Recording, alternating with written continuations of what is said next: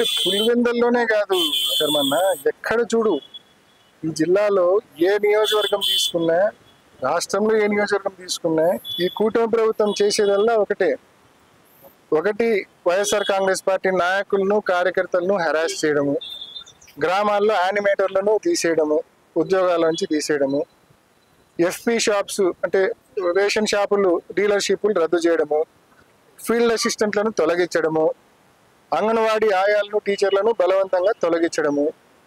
కేవలం ఎక్కడ చూసుకున్నా వీళ్ళది ఈ కూటమి ప్రభుత్వం వచ్చిన తర్వాత అభివృద్ధి అనేది ఎక్కడ జరగడం లేదు. ఎక్కడ చూసినా కక్ష సాధింపే జరుగుతూ ఉంది. There is no development watts ever.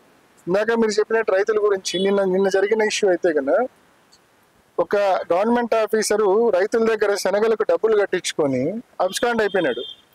Abscond అయిపోతే రైతులకు టయానికి శనగిత్తనాలు ఇలా వాళ్ళు మళ్ళీ బయట మార్కెట్లో కొనుక్కొని విత్తనం వేసుకున్నారు. 20 లక్షల రూపాయలు తీసుకొని అబ్స్కాండ్ అయిపోయినాడు. ఎరువులకు డబ్బులు కట్టించుకొని అబ్స్కాండ్ అయిపోయినాడు. అంటే భయం లేదు. ఈరోజు ఆర్డీఓ పోలీసులు ఏం చేస్తున్నారు? ఆర్డీఓ తెలుగుదేశం నాయకులు ఏ గ్రామానికి సంబంధించి అయినా కక్ష సాధింపు చర్యలో భాగంగా ఒక పిటిషన్ పెడతారు.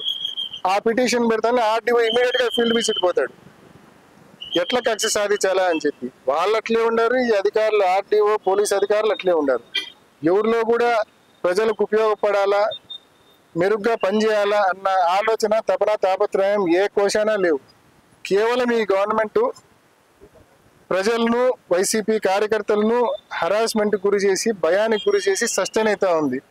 మ్యాటర్ ఆఫ్ డేస్, నెలలు రోజులు గడిచే కొద్దీ తప్పకుండా ఈ గవర్నమెంట్ ప్రజల్లో అత్యంత వీక్ అయ్యే పరిస్థితి కనిపిస్తూ ఉంది. మ్యాటర్ ఆఫ్ డేస్ గుర్తుపెట్టుకోండి.